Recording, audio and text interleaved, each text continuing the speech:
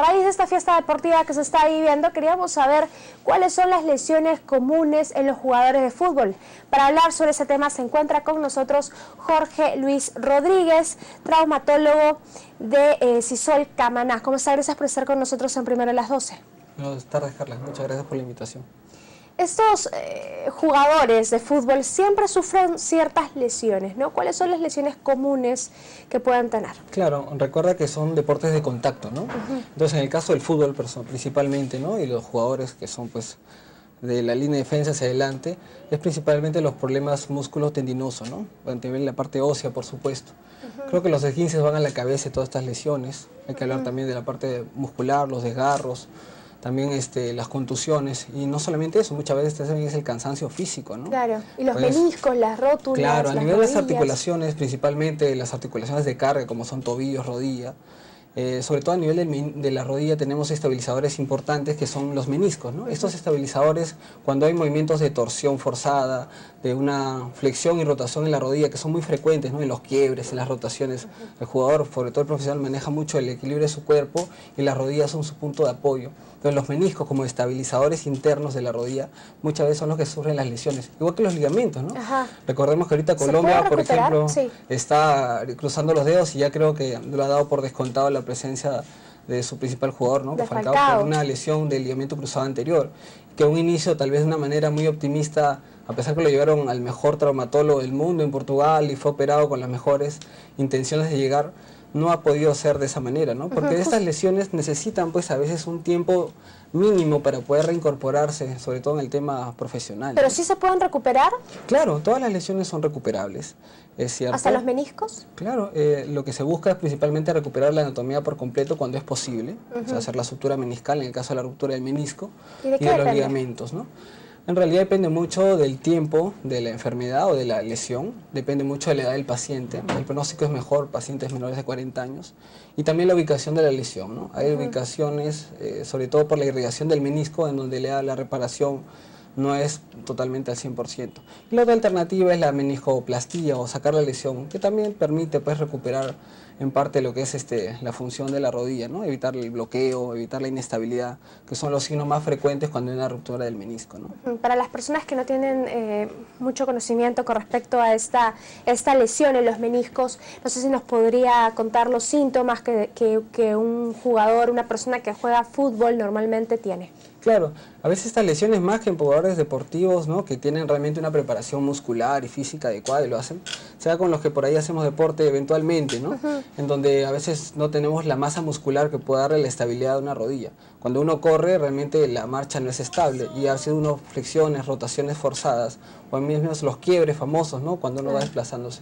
Entonces, si en ese momento de carrera puede haber una contusión, como estos deportes de contacto del fútbol, eso hace perder el equilibrio y hay rotaciones o simplemente flexiones o extensiones forzadas que pueden llegar a que estas estructuras, que son estabilizadores de la rodilla, se rompan, ya sea parcialmente o por completo. Entonces esto va a condicionar de que el paciente sienta inestabilidad, ¿no? Siente que la rodilla falsea, está subiendo o bajando las escaleras y en el último escalón sientes que se va la rodilla. Sientes bloqueo, como si tienes que hacer un movimiento especial para estirar o flexionar, o que la rodilla se te quede en extensión o en flexión. Hay que hacer un movimiento para flexionar. Normalmente hay mucho dolor cuando te pones en cuclillas, ¿no? Muy frecuente. O también definitivamente la sensación pues de dolor a nivel de la cara anterior que va rodando la rodilla, ¿no? ¿Cómo sufre también la espalda, digamos, en este tipo de deportes? Claro, a nivel de la parte lumbar pues tenemos que hablar desde las lumbalgias por las contracturas, desde las caídas, en donde puede haber lesiones también propias de los discos intervertebrales, ¿no? Hay lesiones incluso por contractura, las famosas ciatalgias, ¿no? El nervio ciático se inflama, el dolor que viene por detrás de la nalga y se irradia hacia los talones, que limitan mucho. Y muchas de esas cosas son por contracturas, pueden darse también pues por ejercicios extenuados, ¿no? Movimientos forzados también. El deporte es, como te repetía, como el fútbol, que son deportes de contacto, muchas de esas cosas se dan pues, ¿no? En los saltos, los codazos, las caídas, en donde todo eso... ¿Qué otros deportes también, por ejemplo? ¿En qué otros deportes? Bueno, en realidad yo creo que principalmente los deportes de contacto, ¿no? Ya sea el básquet, ya sea el fútbol. Box, de pronto. Por supuesto, ¿no? Imagínate a nivel de estos deportes de artes marciales o donde hay esos contactos cuerpo a cuerpo, en donde definitivamente pues el golpe va a causar las contusiones y ahí sí podemos tener lesiones ya de otro tipo, ¿no? Y por ejemplo, en estos deportes como natación o yoga, ¿ahí cuidamos sí nuestras articulaciones? Claro, o nuestra columna. Claro, el deporte de la natación es el más recomendado para las lesiones de columna, ¿no? De todas maneras fortalece la parte de la masa muscular, estabiliza todo lo que es el eje, ¿no? Que es nuestro centro de gravedad de la columna. Es lo más indicado cuando hay lesiones de disco, por supuesto, ¿no? Para estabilizar también y te ayuda un poco parte de la prensa muscular, estabiliza. Es el equilibrio en realidad de lo que es la columna, ¿no? En caso uno está jugando, digamos, fútbol o algún otro tipo de deporte de contacto y sufremos algún tipo de dolor o sentimos que por ahí se nos ha movido una vértebra, ¿tenemos que acudir a un quiropráctico? ¿Es la primera opción? No. A ver, definitivamente lo primero que hay que hacer, y habría que aprovechar el medio, no debemos frotar todo lo que nos golpeamos, ¿no? La frotación muchas veces está contraindicada, lo ideal siempre es hielo. Hay que desinflame, por supuesto dejar de hacer lo que estamos haciendo. Muchos en el afán y el calor del partido quieren seguir y empeoran las lesiones, ¿no? O hinchan más, ¿no? O piensan que es un tema de aguantar nada más, pero muchas lesiones por caminar o andar sobre una lesión pueden complicarse. Y definitivamente hay que acudir a un centro de emergencia donde ver un traumatólogo, debe tener una primera evaluación. ¿Traumatólogo antes que quiropráctico? Por supuesto, sí. El traumatólogo primero, segundo, según la indicación del traumatólogo, buscar ya la rehabilitación de la lesión con el fisiatra o el médico rehabilitador y finalmente buscar al tecnólogo o al quiropráctico para que realice lo que el médico rehabilitador o fisiatra le ha indicado, ¿no? Entonces, digamos que los quiroprácticos son más como técnicos.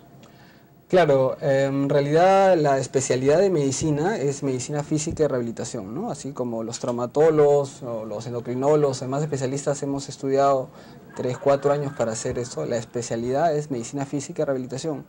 Ellos son los colegas que están capacitados para dirigir lo que es la rehabilitación del paciente después del trauma, después de la lesión. Luego echa la interconsulta por el traumatólogo, ¿no? Muchas veces nos lo saltamos y buscamos a los tecnólogos, a los quiroprácticos, que son los que, es cierto, pueden estar muy capacitados, pero sería ideal que sean dirigidos por un médico fisiatra, ¿no? Entonces, ante cualquier dolor que tengamos luego de practicar un deporte, tenemos que acudir al traumatólogo. Y en este caso, ¿hay pérdidas irreversibles, digamos, en las articulaciones o en la columna que ya no nos permita realizar ese tipo de deportes? ¿Qué debemos hacer en ese caso? Claro, para hablar de cosas irreversibles, tal vez tendremos que hablar de lesiones que han dejado alguna secuela, ¿no?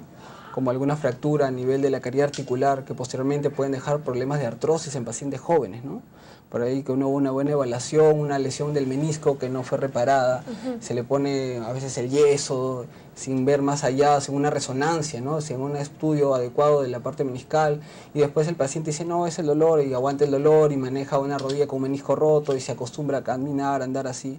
A largo plazo, una lesión ligamentaria, una lesión meniscal, va a condicionar una artrosis de la articulación. Y la artrosis hay que entenderlo que es una enfermedad irreversible.